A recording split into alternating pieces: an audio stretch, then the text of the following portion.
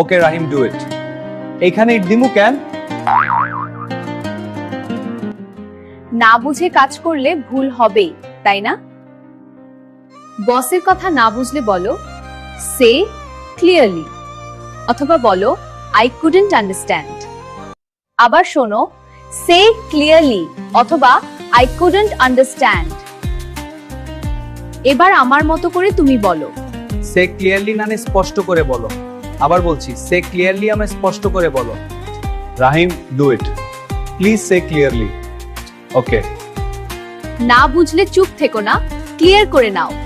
মনের ভয় দূর করো, না বুঝলে জেনে নাও। মাত্র 1 মাসে ইংলিশ শিখতে এই চ্যানেলটি ফলো করো। দ্রুত ইংরেজি শিখতে চাইলে চ্যানেলটি সাবস্ক্রাইব করো।